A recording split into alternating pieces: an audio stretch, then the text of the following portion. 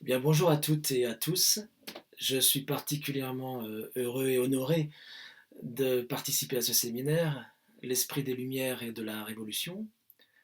Merci donc aux organisateurs, euh, Marc Bélissa et Yannick Bosque, de m'avoir convié à présenter ma contribution à un ouvrage collectif paru l'année dernière sur Hannah Arendt, la Révolution et les droits de l'homme, sous la direction de Yannick Bosque et d'Emmanuel Faye. Dans le dernier chapitre de ce livre, je suis amené à examiner et interroger la position de Hannah Arendt sur les droits de l'homme.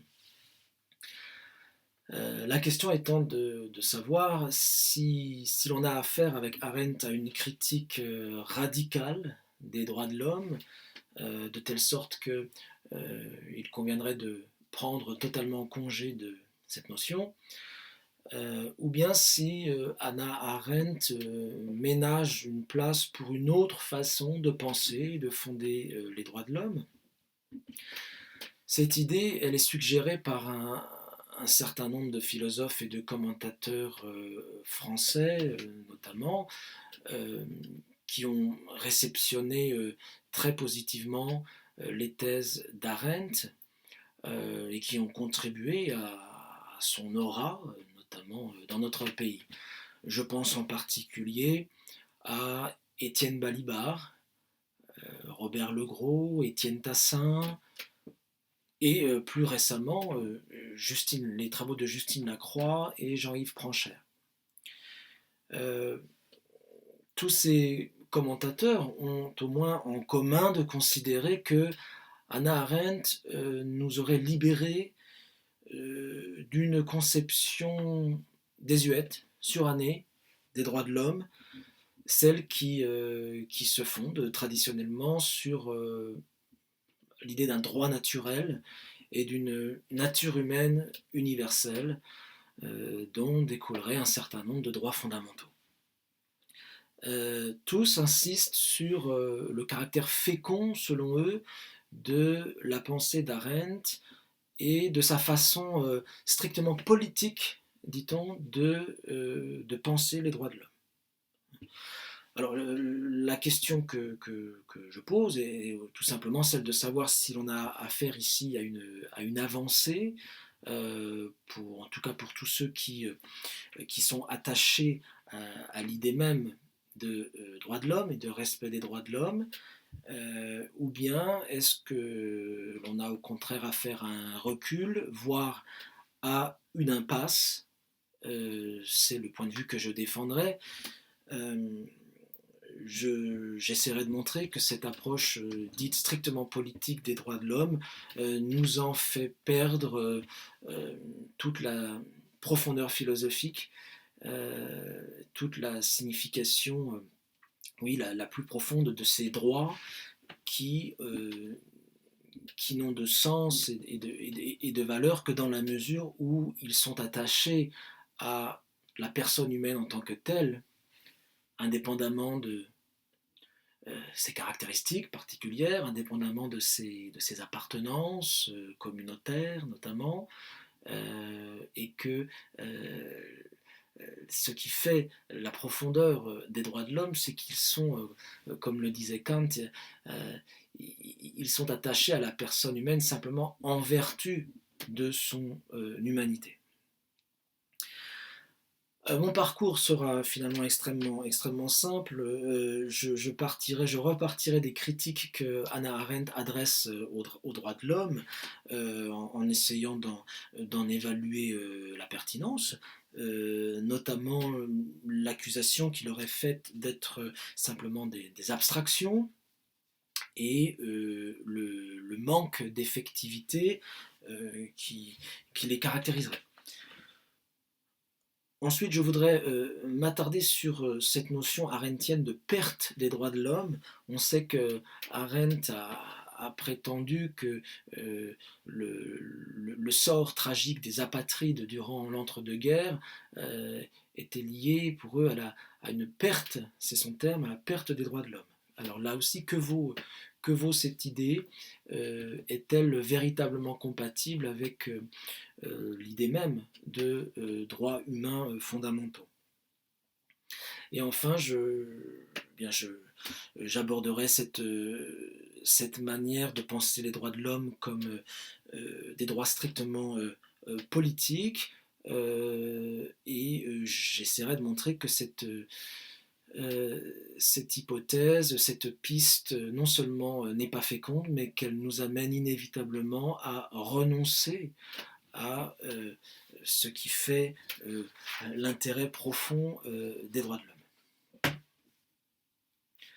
Alors commençons par rappeler, si vous le voulez bien, quelles sont ces critiques que Hannah Arendt formule et adresse aux droits de l'homme. Par-delà ici les désaccords entre interprètes de Arendt, il me semble que tous sont d'accord au moins pour constater son rejet de l'idée de droit naturel. Arendt refuse de penser les droits de l'homme comme des droits naturels. Elle y voit certainement une naïveté. Au fond, ce qu'elle rejette, c'est même l'idée d'égalité naturelle. Euh, L'égalité, chez Arendt, il faut le rappeler, n'a de sens que dans cette sphère de la vita activa qu'elle appelle l'action. C'est bon, aux côtés du travail et de l'œuvre. Hein, ce serait simplement dans l'action en commun que les hommes conquièrent l'égalité, en se reconnaissant mutuellement comme des égaux à travers cette action et cette parole partagée. Bon, je crois que la position d'Arendt sur les droits de l'homme est de toute façon solidaire des distinctions qu'elle opère dans conditions de l'homme moderne. Elle, elle refuse tout simplement de considérer l'égalité comme une donnée naturelle.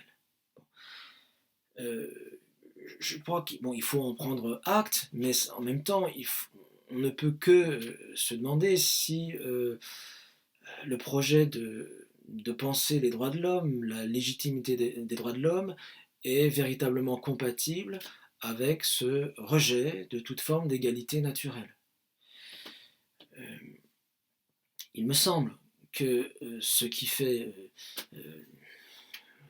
la grandeur des droits de l'homme, c'est justement de penser que par-delà nos différences, par-delà nos caractéristiques particulières, nos différentes appartenances culturelles, politiques, il existe une égale dignité des êtres humains. On ne rappellera jamais assez, j'espère que vous me pardonnerez cette banalité, mais c'est l'égalité dont il est question dans les grands textes, dans les grandes déclarations des droits de l'homme, n'a jamais signifié une égalité du point de vue de la force, des caractéristiques physiques, des capacités intellectuelles. C'est évidemment une égalité en droit et en dignité.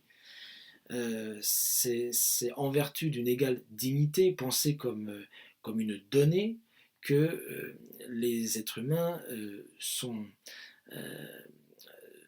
peuvent légitimement faire valoir des droits fondamentaux égaux. Je ne suis pas sûr, pour ma part, que l'on puisse, en toute cohérence, penser les droits de l'homme en faisant l'économie totale de cette notion d'égalité naturelle.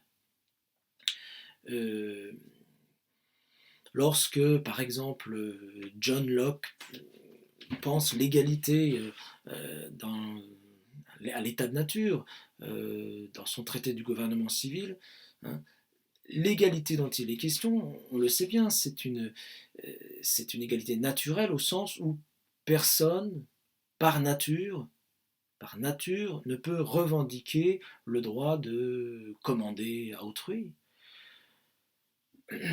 euh, personne n'est né pour commander, personne n'est né pour obéir. Euh, et cette égalité, c'est évidemment une égalité de statut, une égale dignité qui nous est reconnue simplement du fait que nous sommes humains, en vertu de notre humanité, comme dira Kant. Donc à partir du moment où on ne conçoit plus l'égalité comme une donnée factuelle, mais comme quelque chose qui se conquiert à travers telle ou telle activité, aussi noble soit-elle par ailleurs, je crois que on s'écarte de manière décisive de ce qui fait la profondeur et l'intérêt des droits de l'homme.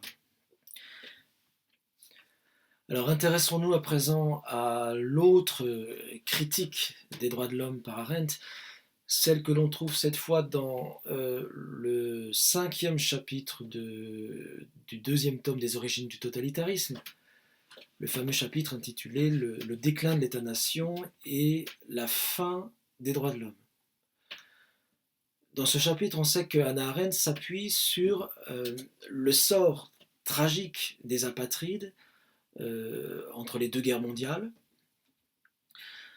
Le moins que l'on puisse dire, c'est qu'ils n'ont pas été protégés par les États-nations et que dans ce contexte, il semble bien que les droits de l'homme n'aient été que de pures abstractions sans aucune effectivité. Donc, plutôt que de fustiger l'attitude des États, leurs manquements, leur défaillance, leur lâcheté, de fustiger les politiques, ou l'absence de politique menée alors, Arendt choisit de dénoncer l'inanité des droits de l'homme. Elle estime que le sort des apatrides suffit à montrer le caractère illusoire de l'humanisme juridique et de la conception subjectiviste des droits. Au fond, elle estime que tant qu'ils ne sont pas associés à des droits positifs, les droits de l'homme ne sont rien, ils ne sont que des abstractions vides. On le sait, elle rejoint sur ce point, elle rejoint explicitement Burke, estimant que la situation des apatrides donne ironiquement raison à l'anglais Edmund Burke.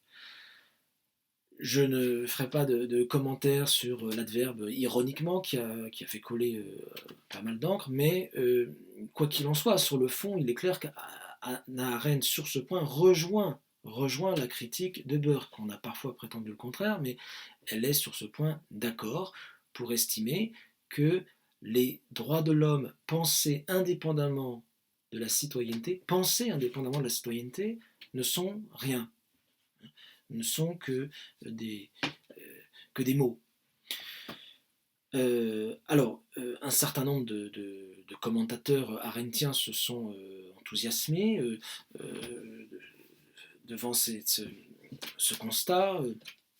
Je pense par exemple à Étienne Tassin, qui écrit, et qui enfonce le clou, les droits de l'homme supposent par principe la citoyenneté. Alors, on peut se demander ici, au fond, de quoi s'agit-il? Qu'est-ce qu'on entend ici par supposer la citoyenneté? Il y a au moins deux sens possibles. Est-ce que l'on veut simplement signifier que les droits de l'homme, indépendamment de la citoyenneté,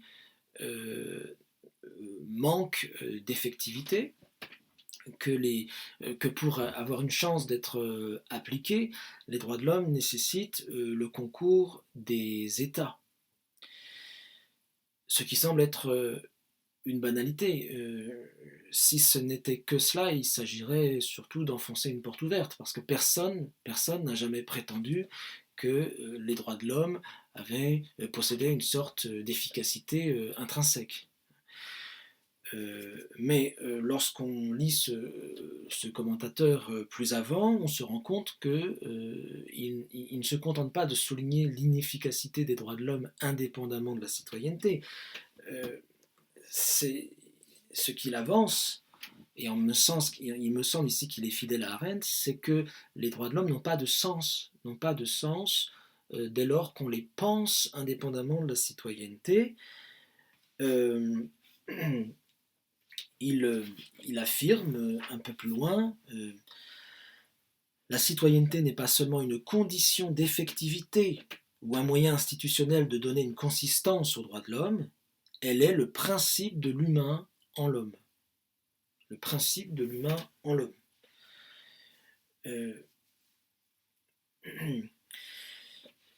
Ce qui me semble ici absolument redoutable, c'est précisément de faire de la citoyenneté le principe de l'humain, l'activité sans laquelle il n'y aurait pas à proprement parler d'humanité au sens le plus noble du terme.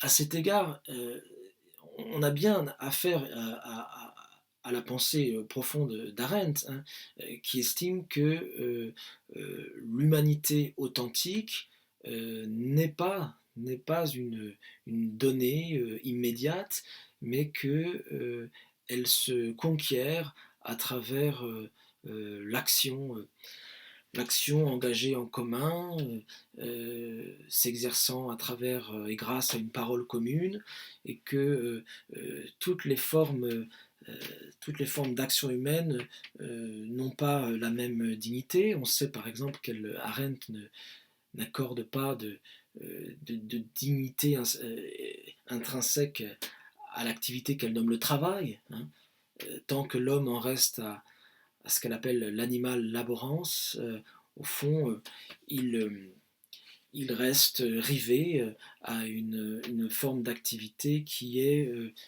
inférieure à ses yeux à ce qu'elle nomme l'action, hein, qui serait le propre de l'humanité. Je crois qu'ici, il y a plusieurs enseignements à tirer. D'abord, est-ce que l'on a raison de reprocher aux droits de l'homme leur inefficacité?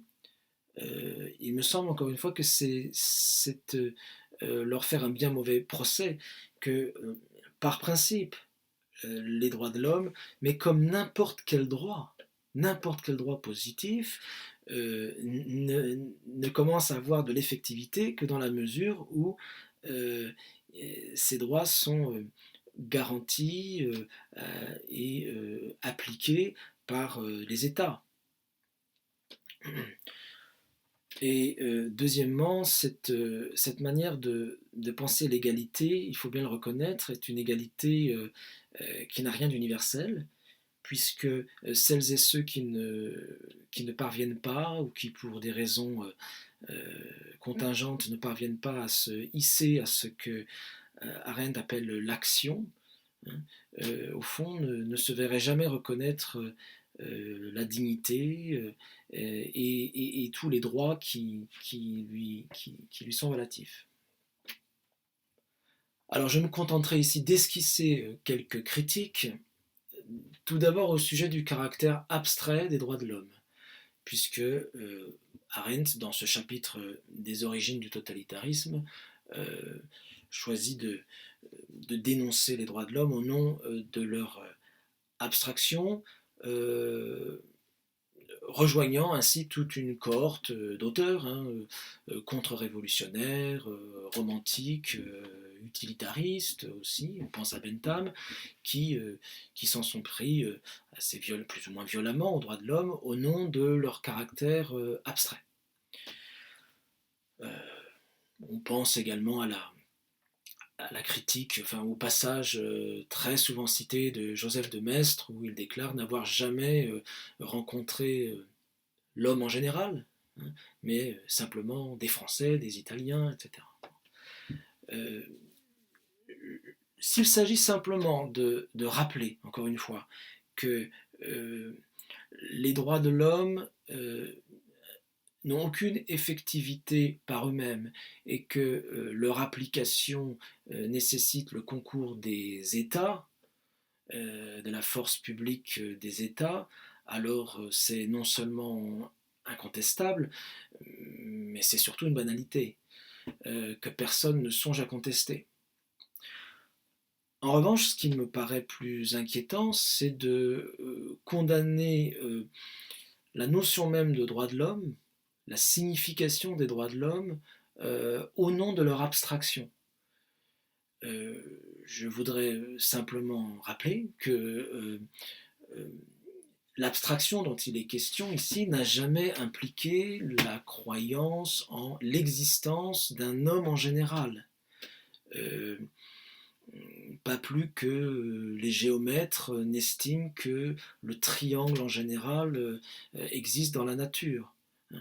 Non, ce qui me semble important ici de prendre en compte, c'est que la notion même de droit de l'homme, qu'on le veuille ou non, est indissociable de notre capacité à envisager les humains de façon abstraite, c'est-à-dire en faisant abstraction d'un certain nombre de particularités.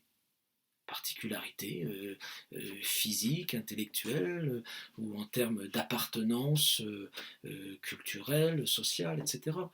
Euh, Si l'on tient à l'idée fondamentale selon laquelle les humains doivent pouvoir faire valoir un certain nombre de droits fondamentaux simplement parce qu'ils sont des humains, nous sommes alors, que nous le voulions ou non, en train de faire abstraction de leurs différences. Nous sommes en train de considérer l'homme de manière abstraite.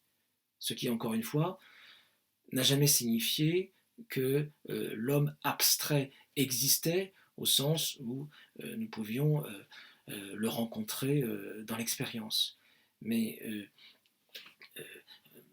je ne vois pas comment on pourrait faire l'économie ici de cette capacité que nous avons d'envisager les humains abstraction faite de leurs particularités pour leur conférer des droits simplement euh, du fait qu'ils sont humains. Par ailleurs, ce qui me semble absolument redoutable, c'est cette manière de sacraliser la citoyenneté chez Arendt et chez un certain nombre de ses commentateurs. Est-ce que l'on se rend véritablement compte que l'on est en train de dire que l'égalité n'a de sens que euh, chez des humains qui se seraient hissés à cette activité la plus haute que Arendt appelle l'action, quid des autres. euh, Comment penser des droits fondamentaux, comment attribuer des droits fondamentaux à celles et ceux qui n'auraient pas la chance ou l'opportunité de se hisser à ce que Arendt appelle l'action.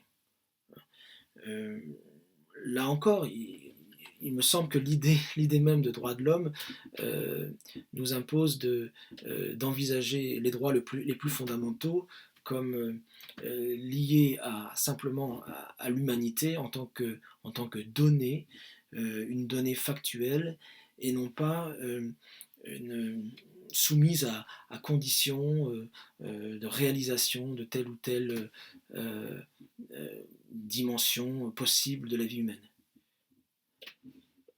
Ma seconde critique portera sur l'importance excessive accordée à la citoyenneté par Arendt. Euh, Comment ne pas voir que l'idée même de droit de l'homme implique de leur accorder une signification précisément euh, indépendamment de l'appartenance à telle ou telle communauté ou indépendamment du fait que l'on soit ou non engagé dans une forme d'action au sens arendtien. Euh, Sinon, quid des autres, quid de ceux qui ne sont pas engagés dans l'action, de ceux qui ne sont pas reconnus comme des égaux, euh, et ceux qui ne se hissent pas à cette forme d'humanité authentique ou achevée, comme la juge Arendt.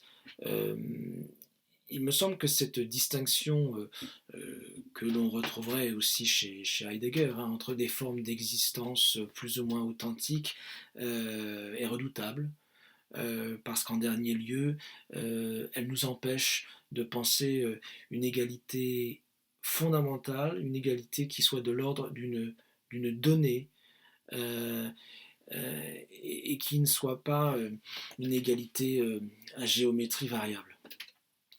Donc si l'on tient à ce que tout homme se voit garantir un certain nombre de droits fondamentaux, euh, je pense qu'on ne doit pas faire dépendre cette exigence morale d'une quelconque appartenance communautaire, euh, communauté dont les bornes demeurent toujours contingentes.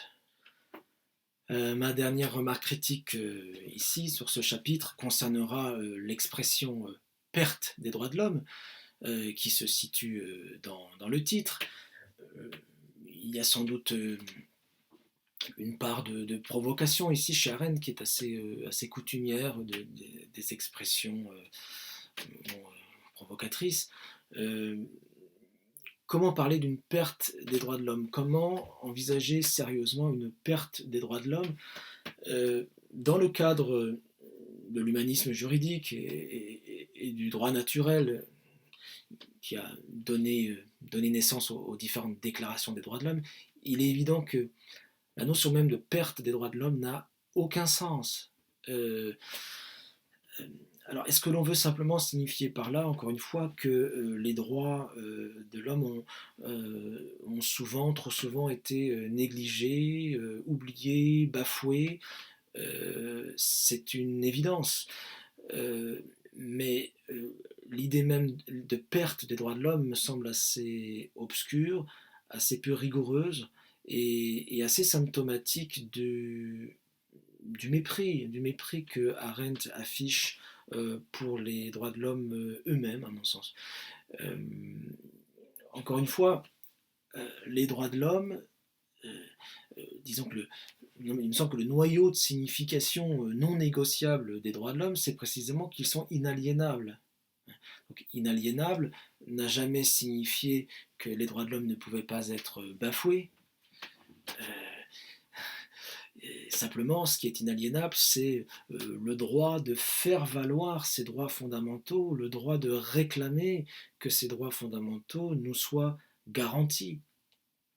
Évidemment, évidemment qu'au cours de l'histoire, ils ont été tragiquement bafoués et qu'ils le sont encore.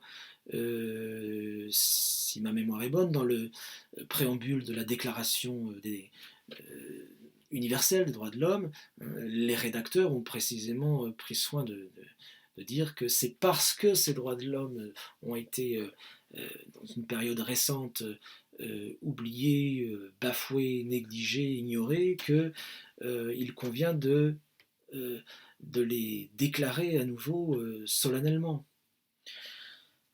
Je crois que ici, nous avons affaire à une confusion une confusion permanente entre l'être et le devoir-être en vérité, euh, entre ce qui est de l'ordre des faits et ce qui est de l'ordre de la norme.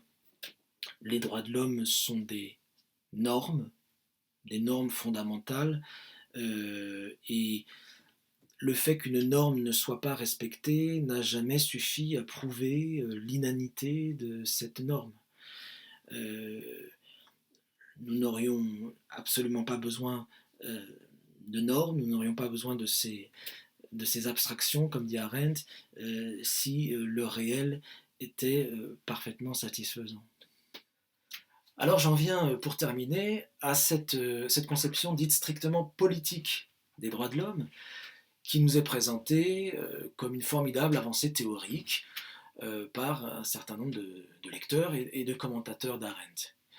Euh, je voudrais dire au préalable que j'ai le sentiment ici de participer à une sorte de querelle de famille à un niveau théorique entre partisans et défenseurs des droits de l'homme.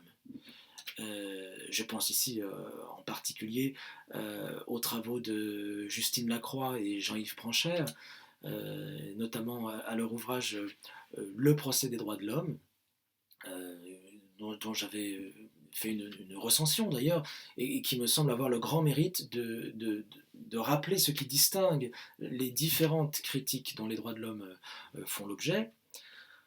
Simplement, mon désaccord porte essentiellement sur le dernier chapitre, dans lequel les auteurs voient dans la pensée de Hannah Arendt le lieu privilégié d'un renouvellement des droits de l'homme. Il me semble au contraire que cette approche strictement politique des droits de l'homme ne conduit à rien d'autre qu'à dissoudre l'idée même de droit de l'homme en tant qu'homme. Alors, pourquoi cette approche strictement politique exerce-t-elle un si fort pouvoir d'attraction? D'abord, il me semble que tous ces auteurs ont en commun de considérer que l'ancienne façon de fonder les droits de l'homme sur une philosophie du droit naturel n'est plus possible parce qu'elle serait trop lourde de présupposés philosophiques et métaphysiques, notamment en ce qu'elle a recours à l'idée très controversée de nature humaine. Alors, bon, je n'ai pas le temps ici d'examiner les critiques qui sont très souvent adressées à l'idée même de nature humaine, mais il conviendrait de se demander si elles sont absolument décisives, si elles doivent forcément nous conduire à exclure totalement du champ philosophique l'idée même d'une nature humaine. On peut penser ici que ce qui lui est reproché, ce serait finalement son aveuglement aux différences, l'incapacité de cette notion à prendre en compte les différences humaines, peut-être une manière de toujours dissimuler une volonté tyrannique d'imposer une certaine conception de l'humanité derrière un discours faussement universel, etc. Ces critiques sont bien connues, elles sont très répandues dans le champ philosophique aujourd'hui. Je crois qu'il faudrait se demander dans quelle mesure elles sont absolument décisives. Alors, ces auteurs ont bien conscience que Hannah Arendt, aujourd'hui, est une référence majeure pour bon nombre de penseurs, d'essayistes conservateurs, d'où la demande qui nous est faite, en particulier par Justine Lacroix et Jean-Yves Pranchère, de prendre nos distances avec ce qu'ils appellent une captation conservatrice de Hannah Arendt. Alors, il me semble que cette expression, en vérité, est fort critiquable parce que Arendt ne fait pas simplement l'objet d'une captation conservatrice. Je dirais qu'elle est elle-même conservatrice, que cela fait très peu de doute. Il suffit de lire des ouvrages qui sont vraiment le bréviaire de la pensée conservatrice aujourd'hui, comme La crise de la culture. Ou bien pensons aussi à ce texte assez peu connu en France et pour cause, ces réflexions sur Little Rock. Nous pourrons en parler davantage durant la discussion, hein, si vous le souhaitez, mais le moins que l'on puisse dire, c'est que sur la question politique la plus brûlante de l'époque aux États-Unis, à savoir le combat des Noirs américains pour l'égalité des droits civiques, Arendt se montre extrêmement conservatrice. D'ailleurs, elle peine à reconnaître qu'il s'agit de préoccupations politiques. Hein.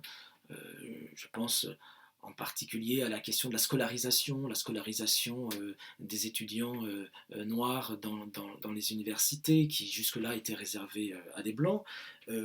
Arendt considère qu'il s'agit là simplement d'une question qui relève du champ social et non pas politique, et que, je la cite, hein, sans un certain type de discrimination, la société cesserait tout simplement d'exister et les très importantes possibilités que recèle la libre association et la formation de groupes disparaîtraient.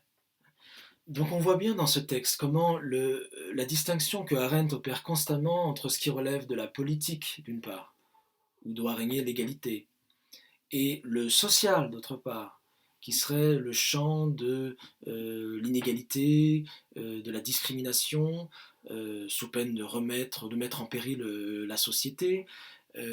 Comment cette distinction la conduit non seulement à discréditer un certain nombre de revendications très légitimes et fortes des Noirs américains, mais aussi à condamner toute intervention du gouvernement fédéral dans le champ social pour introduire davantage d'égalité, notamment sur la question de l'accès des étudiants noirs au campus jusque-là réservé aux Blancs. À vrai dire, on voit ici Hannah Arendt plus attachée à défendre le droit des parents blancs à scolariser leurs enfants dans des écoles réservées aux Blancs, qu'à défendre le droit des Noirs à intégrer des écoles, des universités jusque-là réservées aux Blancs. Donc le moins que l'on puisse dire, c'est que Hannah Arendt est effectivement très, très conservatrice. J'ajoute qu'elle elle fait un certain usage très, très discutable des droits de l'homme quand il lui arrive d'utiliser le langage des droits inaliénables. Je pense en particulier à la façon dont elle défend le droit pour toute personne d'épouser la personne qu'elle souhaite, quelle que soit la couleur de sa peau. Effectivement, Hannah Arendt s'oppose aux lois interdisant les mariages mixtes. Mais il faut voir ce qu'elle dit par ailleurs des autres revendications des Noirs américains. Je vais quand même citer ce passage extrêmement saisissant, pour ne pas dire choquant. Le droit d'épouser qui on souhaite est un droit de l'homme élémentaire, comparé auquel le droit de fréquenter une école intégrée, le droit de s'asseoir où on veut dans le bus, le droit d'entrer dans un hôtel, une aire de loisirs ou un lieu de divertissement, quelle que soit sa couleur de peau ou de race, sont mineurs. Voilà. Donc on voit ici Hannah Arendt avec une très grande condescendance, il faut le dire. On la voit donner une leçon aux Noirs américains eux-mêmes et leur expliquant ce qui relève d'un droit fondamental et ce qui relève d'un droit mineur. Je laisserai chacun apprécier ici le jugement sur lequel le droit de s'asseoir où l'on veut dans le bus relèverait d'un droit mineur. Alors tout ceci étant dit, que signifie à présent cette conception strictement politique des droits de l'homme et est-ce qu'elle permet véritablement de conserver une dimension universelle à ces droits? On peut se référer ici à un passage des origines du totalitarisme dans lequel Arendt écrit la chose suivante: la seule condition donnée pour l'établissement des droits est la pluralité des hommes. Et un peu plus loin, les droits jaillissent de la pluralité humaine. Alors il ne faudrait pas que ce concept de pluralité nous égare. Il ne désigne certainement pas chez Arendt la simple présence factuelle d'une multiplicité de membres de l'espèce humaine. En ce sens, les individus qui coopèrent pour travailler ne constituent pas une pluralité au sens où l'entend Arendt. Je crois qu'ici, ce terme renvoie à une multiplicité d'individus qui sont engagés dans une forme d'action, qui se rendent visibles dans la sphère publique et qui se reconnaissent les uns les autres comme des hommes détenteurs de droits. C'est ce que confirme par exemple la lecture qu'en fait Étienne Tassin. Je le cite, les droits de l'homme signifient que les hommes ne sont des hommes que s'ils sont reconnus tels par des hommes qui déclarent publiquement que tout homme a le droit de se voir reconnu comme un être de droit. Donc on voit ici que l'humanité elle-même, à nouveau, hein, l'humanité n'est pas pensée comme une donnée factuelle immédiate, elle se conquiert au terme d'une de la participation à une action collective, visible, et moyennant la reconnaissance par autrui de notre propre humanité. Je citais à l'instant Étienne Tassin, mais nous pourrions également citer plus récemment Jean-Yves Pranchère, Justine Lacroix, qui ne craignent pas d'écrire la chose suivante, je les cite, pour Arendt également, l'égalité n'est pas donnée, c'est un produit de l'action humaine. Et un peu plus loin, nous ne sommes pas nés égaux, mais nous pouvons le devenir par notre volonté déclarée de nous garantir mutuellement des droits.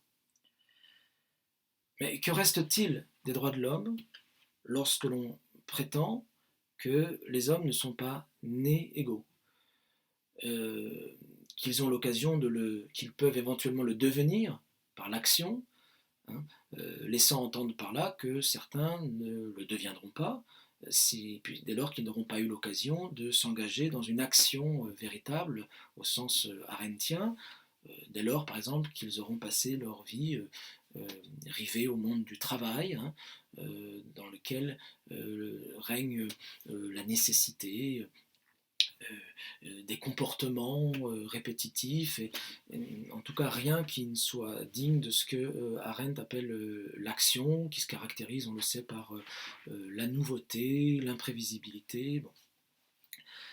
Bon.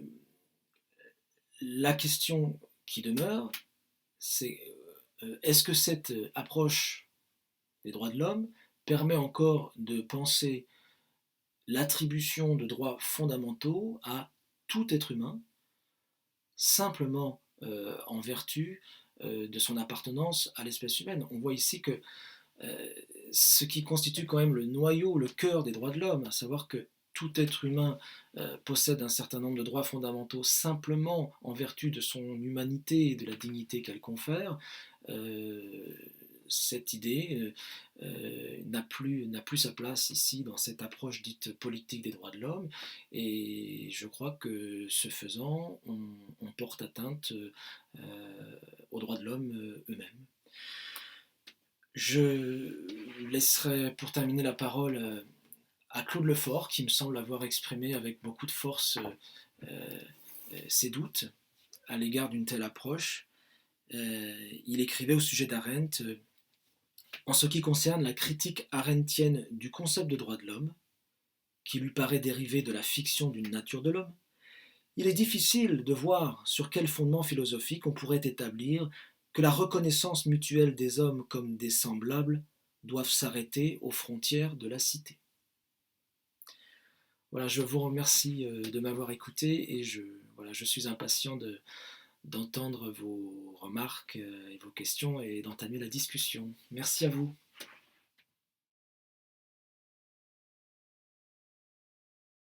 Merci, j'ai eu beaucoup de plaisir à vous entendre.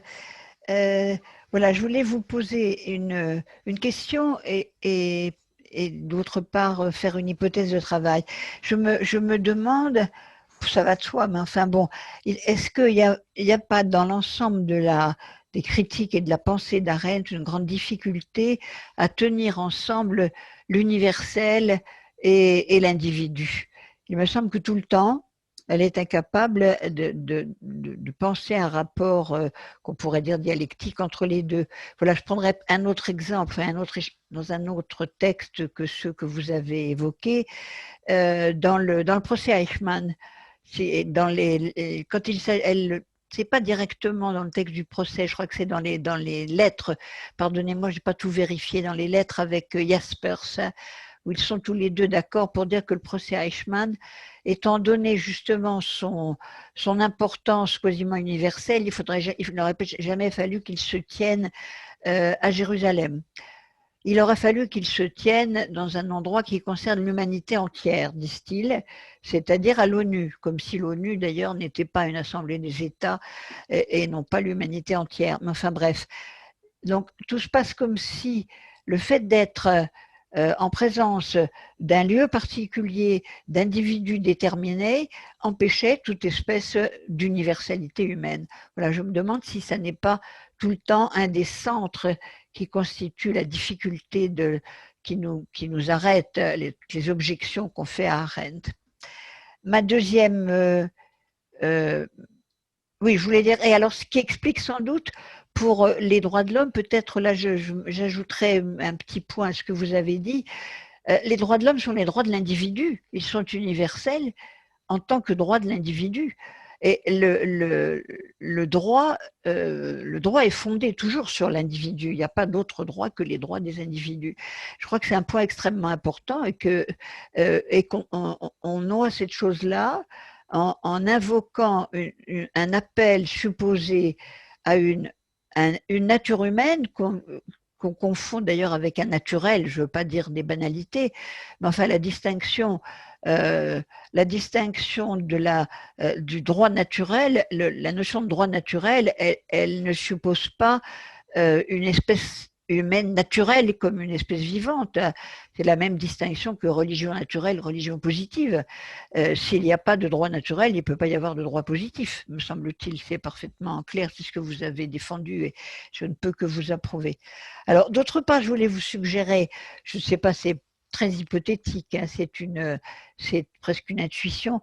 Je me demande si il n'y a pas de manière générale dans la pensée d'Arendt une espèce d'esthétisation, euh, ou alors si vous voulez, je ne sais pas trop comment dire, oui, une esthétisation aristocratique. Elle est un peu nietzschéenne, là, elle hérite de Nietzsche hein, en ce sens-là, parce que je vois son esthétisme aristocratique, évidemment dans cette définition ahurissante de l'action des égaux, c'est-à-dire qui sont on ne sait pas très bien, ils sont des élus hein, capables d'inaugurer de façon absolument radicale. Il y a ça, et puis il y a son mépris, corrélativement, son mépris insupportable du travail. Les hommes qui travaillent c'est l'animal, hein, l'animal laborant, ça, rivé au besoin. Il y a un mépris du besoin il y a un mépris du besoin et de la nécessité de tout ce qui est nécessaire pour produire la satisfaction des besoins qui qui est là et qui est lié à la séparation entre l'économie et le politique, entre le social et le politique. Donc on se demande finalement ce qu'elle appelle le niveau politique. Voilà. Je vous remercie. Benoît? Oui, je vais peut-être prendre les questions dans l'ordre inverse. Oui, je vous en prie. Sur l'esthétisation et sur l'aristocratisme d'Arendt, moi je vous rejoins totalement. Je crois que le texte que j'ai mentionné sur Little Rock manifeste une méfiance à l'égard d'une déstabilisation possible. En fait, elle craint, comme beaucoup d'auteurs conservateurs de son époque, une déstabilisation de la société du fait de l'arrivée massive des étudiants noirs dans les universités. Et c'est quelque chose qu'on retrouve dans son texte dans la crise de l'éducation aussi. Elle est extrêmement défiante à l'égard de la massification de l'enseignement. Il y a quand même une vision très négative des masses. Moi, je crois effectivement que c'est une pensée profondément aristocratique, en fait, qu'on la voit comme telle. Oui, sur sa difficulté à articuler l'universel et l'individu, j'avoue que je suis comme vous. En fait, je ne suis pas sûr de comprendre ce qui fonde dans sa pensée, dans la pensée d'Arendt,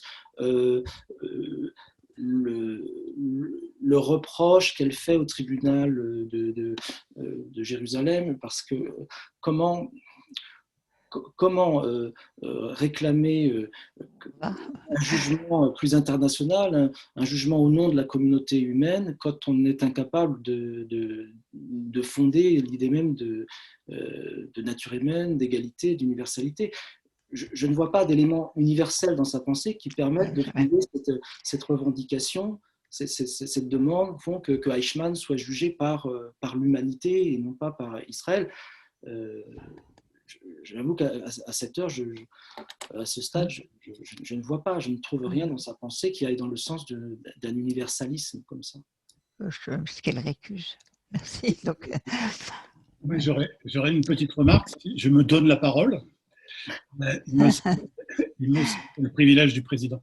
Il me semble que, alors je ne sais pas si Hannah Arendt fait le lien direct, mais il me semble que l'origine, l'idée selon laquelle il n'existe pas de droit en dehors d'une citoyenneté et en dehors d'une constitution, en quelque sorte, constitution prise pas au sens actuel du terme, mais au sens, c'est l'historien qui parle, constitution prise au sens de l'ancien régime, ça ne vient pas tout simplement de Burke, puisque Burke lui-même explique fondamentalement qu'il ne peut pas y avoir de droit en dehors de la Constitution anglaise. Oui, bien sûr. C'est la Constitution anglaise qui donne des droits, puisque en dehors de la Constitution anglaise, alors, dont on sait qu'elle n'est pas écrite, dont on sait que c'est une constitution organique, etc., mais dans son texte de 1789, il y a plein de développements sur l'idée qu'en dehors de ce qui fonde la Constitution britannique, il ne peut pas y avoir de droit.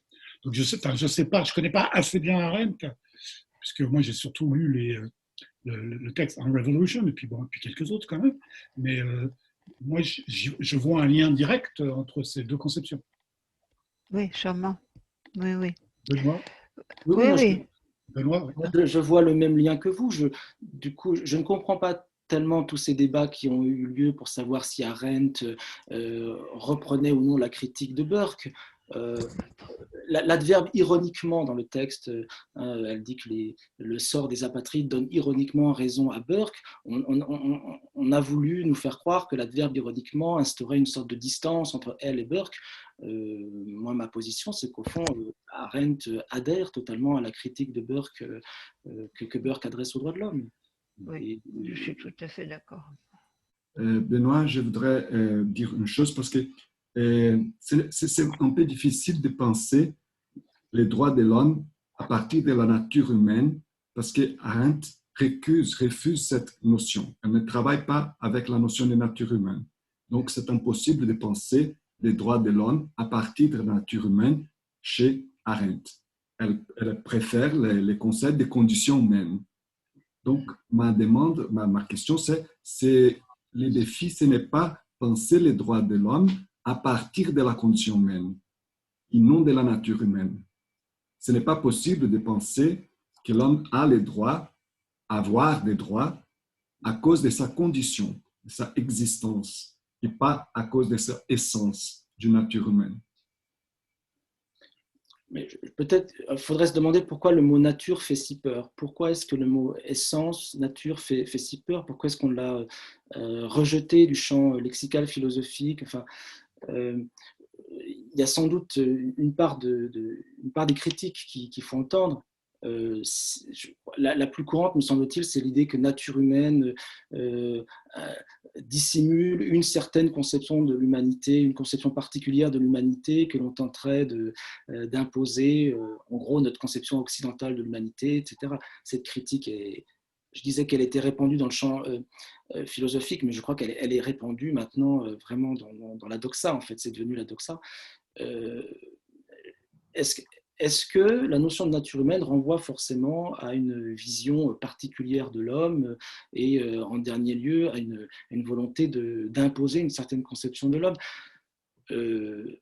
Bon, alors après, condition ou nature, ce qui me semble être non négociable, c'est de penser l'humanité dans son universalité. Mais je n'ai pas de position position dogmatique sur le terme nature ou condition. Voilà. D'accord. Merci. Je peux citer Une autre question? Non, c'est pas une question, j'aimerais faire une citation là que j'ai sous le nez.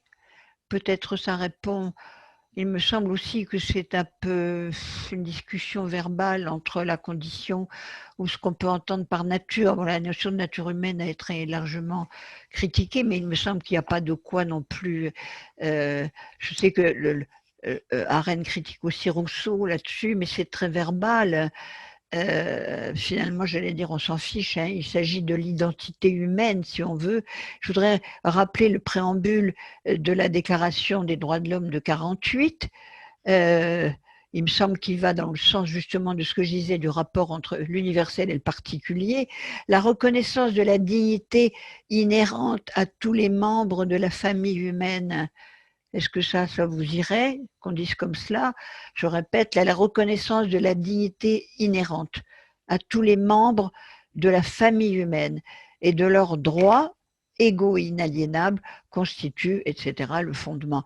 Moi, il me semble que cette formule coupe, on n'a pas besoin à ce moment-là de s'embêter à savoir si c'est une essence, pas une essence, une existence. Moi, je crois qu'il y a derrière tout ça les sciences humaines, l'ethnologie, ce que Lévi-Strauss a pu écrire, comme si nous n'étions rien d'autre qu'à chaque fois le produit de la culture. Mais c'est le rapport entre, si on veut, nature et culture, mais alors on va dire que forcément tout est naturel ou tout est culturel, c'est comme on dit comme on veut, ça n'a pas d'importance, mais ce qui compte, c'est que nous sommes de façon strictement identique, nous sommes des êtres humains.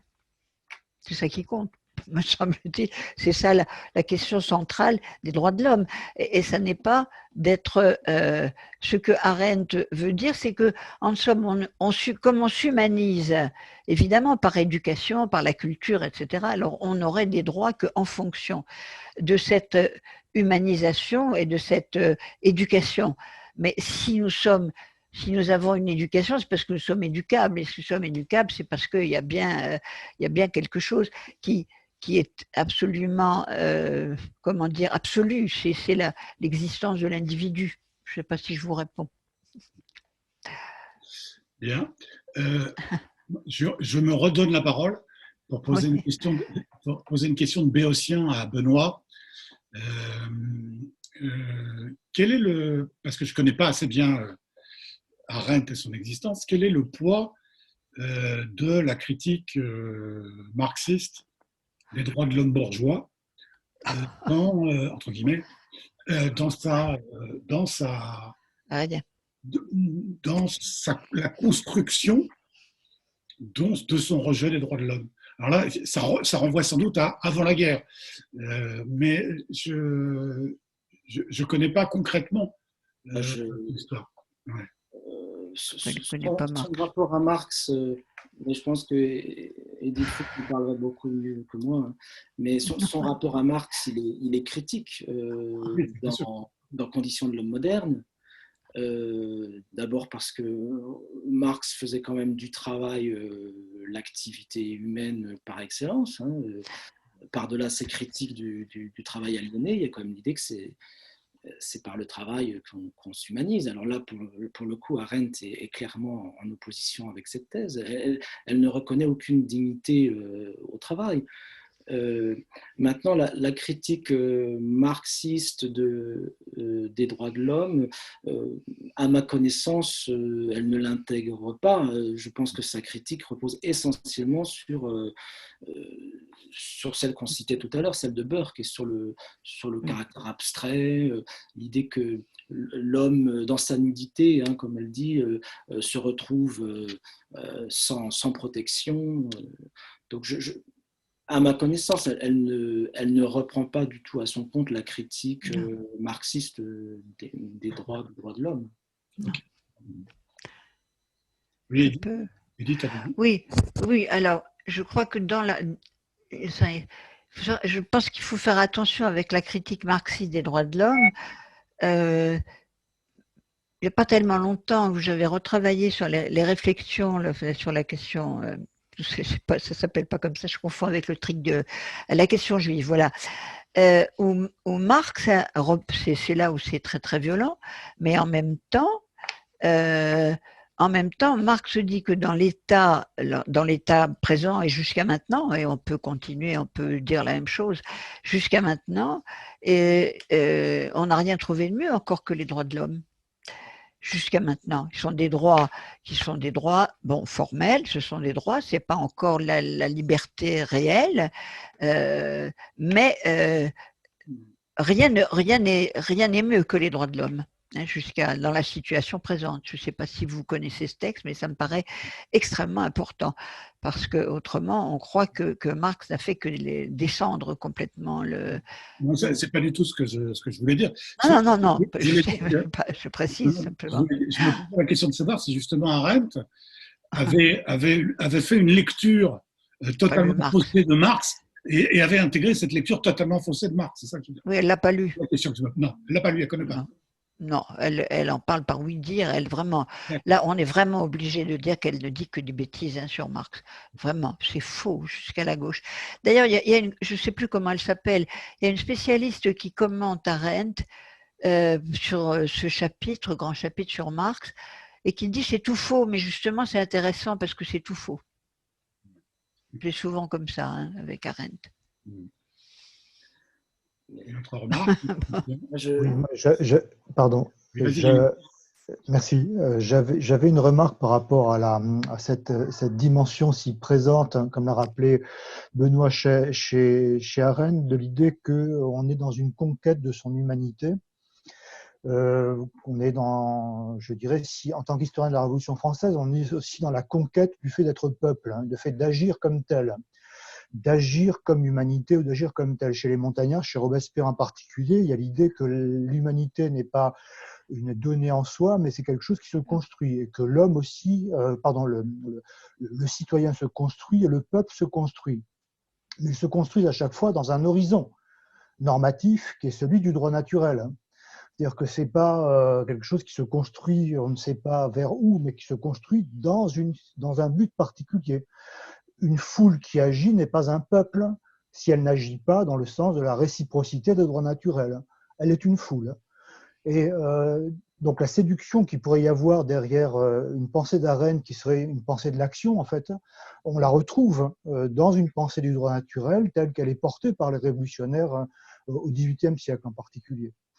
Et plus largement, il me semble extrêmement important de revenir sur ce que vous disiez par rapport à l'historicisation en fait de cette réception d'Arendt.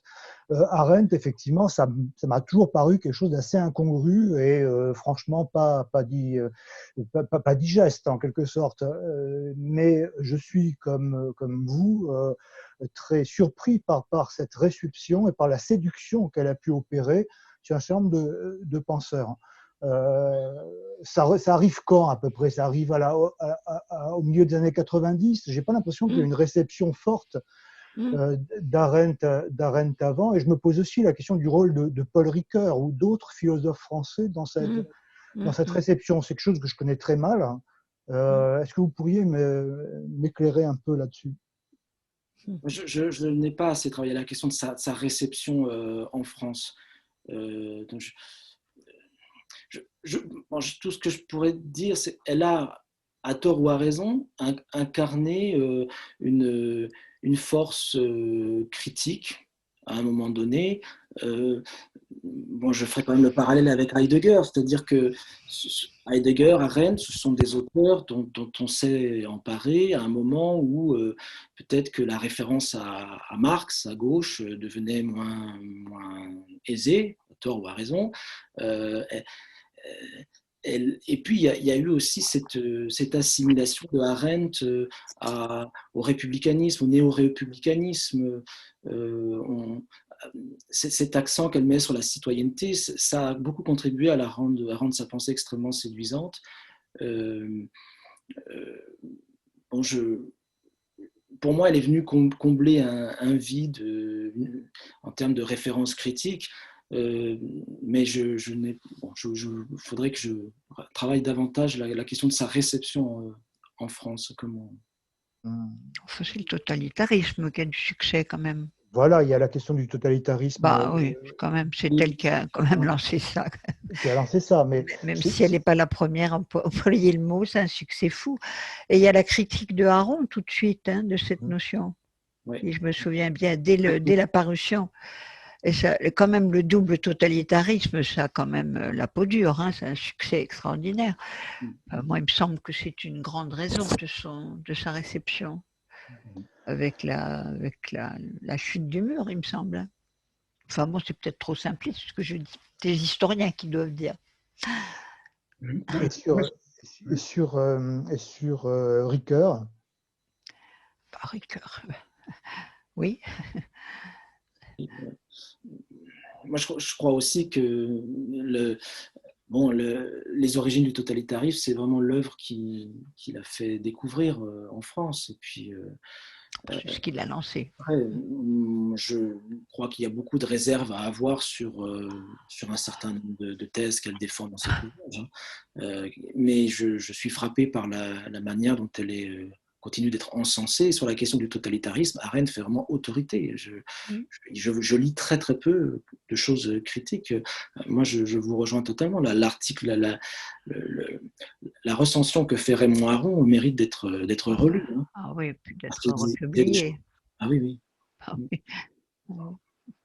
On mentirait par omission de ne pas en parler. Il y a quand même aussi le concept de banalité du mal qui Ah, l'a propulsé, et, qui est repris aussi de manière non critique, malheureusement, dans beaucoup de classes où on présente cette thèse et notamment cette thèse appliquée à Eichmann lui-même. Hein, on la présente comme une vérité incontestable.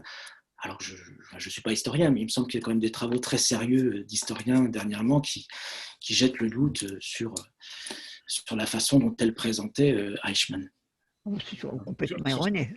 Sur Complètement faux. la question de Eichmann, oui, c'est sûr que les travaux historiques sont tout ce qu'il y a de plus formel. Et Eichmann n'a rien de banal. Mais vraiment rien de banal. Non, non, absolument rien. C'est un fanatique. Oui, et puis c'est quelqu'un, je veux dire, parler de banalité du mal, c'est reprendre exactement l'argumentation de Eichmann. Bien sûr. Puisque c'est son argumentation pendant le procès, la banalité du mal. Et on peut dire que de ce point de vue-là, le concept l'appliquait directement à Eichmann. Elle va si loin dans la reprise des thèses de Eichmann qu'elle suggère à nouveau disons un rapprochement possible entre sa soumission à la loi du Führer et Kant. Kant. Et Kant. Oui. Incroyable. Oui. Oui. Obéir à la loi, c'est pareil que le serment au Führer. Et ça passe comme une lettre à la poste. C'était monstrueux de dire ça. Ça a été repris par un essayiste médiatique récemment, et tout ça c'est tellement gros, tellement sensationnel qu'effectivement c'est souvent repris sans distance critique. Hein. Justement, la portée un peu provocatrice d'Arendt n'est pas aussi pour beaucoup dans le succès qu'elle connaît. Cette légèreté aussi, la façon dont elle parfois... C'est plus ça, elle est nonchalante, plutôt. Quand elle parle de Eichmann comme d'un clown, etc., les expressions qu'elle forge, banalité du mal, il y a toute une série d'expressions qui sont passées comme ça dans le champ de la philosophie et qui ne sont pas assez interrogées, à mon sens. Scholem disait que c'était un slogan, purement et simplement. Hein. La banalité du mal. C'est pour dire l'absence de pensée, c'est ça. Oui, mais quand elle s'efforce de caractériser la pensée, elle se réfère souvent à Socrate. Alors, formidable, elle montre que c'est la capacité de se poser des questions, de s'interroger, de se faire des objections, etc. Elle prétend qu'elle cherche à comprendre, hein, elle dit souvent qu'elle cherche à comprendre les phénomènes qu'elle étudie. Moi, sur la question que j'ai étudiée plus particulièrement, la question des revendications des Noirs américains aux États-Unis à son époque, le moins qu'on puisse dire, c'est qu'elle ne parvient pas à comprendre ce qui se joue. Elle est pourtant en dialogue avec un certain nombre d'auteurs noirs américains, comme James Baldwin, qui essayent de lui faire comprendre ce qui lui échappe. Et je dois dire qu'Arendt, là, se montre totalement fermée. Il y a pour moi un écart, si vous voulez, entre la prétention de comprendre sa définition de la pensée et ce qu'elle pratique elle-même, et son incapacité, là, sur cette question, à comprendre ce qui se joue à son époque et les revendications des Noirs américains. Sur justement le lien, ou les liens supposés qu'il peut y avoir entre Arendt, Baron, Pocock. Je crois que c'est un lien très proche parce que Yannick, il a raison de dire que ça a commencé avec Baron, après Pocock, cet néo-républicanisme qu'après Skinner et Petit, on va appeler néo-athénien, pour différencier son républicanisme néo-romain. Donc, Arendt, c'est un adversaire de Petit et de Skinner, parce que pour eux, Arendt, c'est à côté de cet républicanisme néo-athénien, avec l'idée de la participation, avec la liberté comme participation, une idée de liberté positive contre l'idée de liberté négative du républicanisme néo-romain. Donc, je crois qu'Arendt, elle est considérée par Skinner et Petit comme cette tendance populiste du républicanisme, pas comme la descendance de la néo-romain. Donc, je crois que c'est possible de faire ces liaisons, Baron, Pocock, Arendt, et d'autre côté, Skinner, Petit. Ce sont donc tendances du néo-républicanisme. Je suis d'accord avec Yannick. Merci Alberto. Oui, est-ce que c'est quelque chose que tu vois dans ton travail ou est-ce qu'il y a des travaux qui ont été faits là-dessus? Est-ce que tu as des références? Est-ce que ça a été documenté, étudié de manière un peu précise? Pas du tout, pas du tout. Non. Je crois qu'il y a des références. Petit se dirige contre Arendt, contre cet républicanisme néo-athénien qui remonte à Aristote, qui remonte, c'est presque du communautarisme de Sandel, de Taylor, de McIntyre, mais il n'y a pas des études encore. Mais il y a des références, bien sûr. C'est des auteurs qui font la critique à Arendt, comme Arendt, c'était cette représentante du républicanisme néo-athénien. Merci. En fait, pour moi, qui ne suis pas du tout philosophe ni politologue, mais historienne, je vois tout de suite une incohérence dans cette histoire de dire que voilà l'existence des apatrides qui n'ont pas vu à leurs droits respectés. Que ça veut dire que les droits de l'homme n'existent pas. Parce que si on dit en fait que on a des droits qu'en fonction de son appartenance à une communauté politique donnée, qu'on n'a pas de droits, sinon, au nom de quoi justement les apatrides viendraient se plaindre parce que justement, ils n'ont pas de droits parce qu'ils n'appartiennent pas à une communauté politique.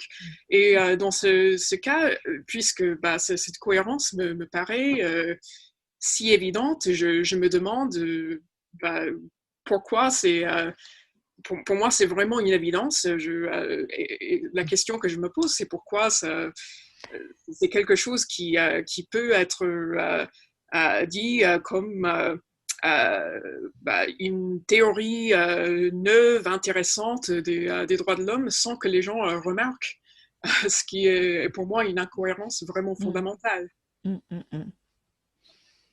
Absolument. Je suis tellement d'accord avec ce que vous dites qu'on pourrait le transposer à la situation des réfugiés actuellement. Comment penser des droits fondamentaux des réfugiés actuellement, alors même qu'ils ne sont pas forcément engagés dans une forme de lutte, de revendication. Si l'on veut pouvoir penser des droits qui sont inhérents à leur personne humaine, je ne comprends pas comment on peut encore se référer à Arendt et puis à cette formule, le droit d'avoir des droits, qui, à mon avis, n'est pas cohérente avec la notion même de droit de l'homme et tout simplement la possibilité de revendiquer légitimement ces droits, quelle que soit notre situation, que l'on soit apatride ou réfugié. J'ai le sentiment qu'il faut déjà être engagé dans une forme d'action, déjà être engagé dans une forme de revendication reconnue par les autres pour commencer à avoir des droits. Il n'y a pas de place chez Arendt pour des droits qui seraient antérieurs logiquement à la revendication, à la lutte, et ça prend une forme encore plus radicale chez les commentateurs. Par exemple, chez Étienne Balibar, où on a le sentiment que c'est vraiment la lutte, la revendication qui commence à instituer des droits, et une dignité, une humanité achevée, etc. Mais celui qui commence à revendiquer des droits estime que ces droits fondamentaux sont bafoués. Donc, Voilà. moi, voilà, c'est un problème d'incohérence, comme disait Suzanne tout à l'heure. On ne peut revendiquer des droits, pas des droits que l'on n'a pas. On ne revendique que des droits que l'on estime bafoués au moment où on commence à les revendiquer. Mais pour elle, ceux qui sont dans l'action, c'est pas des porte-paroles, c'est pas des syndicalistes, c'est pas ça. C'est ceux qui sont dans le gouvernement des choses, Exactement. dans le gouvernement de la politique. C'est ceux c'est pas ceux qui revendiquent. Pour eux, pour Hannah Arendt, enfin, si c'est une bêtise, encore une fois, vous me corrigez, mais pour Hannah Arendt, l'action politique, c'est en fait le gouvernement des choses, et des gens d'ailleurs. Oui. Il me semble. Moi, je crois que c'est la bonne lecture, alors qu'actuellement, on tire Arendt vers une autre lecture qui serait que ce serait la revendication, la lutte qui... Je crois pas. Pas du tout, pas du tout. Je ne pense pas que ce soit la pensée d'Arendt elle-même. Mais non, puisque c'est Oui. accéder à la visibilité. Parce que c'est l'accès à la sphère visible, où on est reconnu et même admiré de tout salon. C'est les gouvernants, c'est accéder à la sphère de la gouvernance. Et y compris une gouvernance culturelle, puisque évidemment, elle se place sur le terrain du Conseil aux princes. Quoi. Enfin, il y a un peu de ça. Quoi. Oui, c'est à peu près, oui, c'est ça.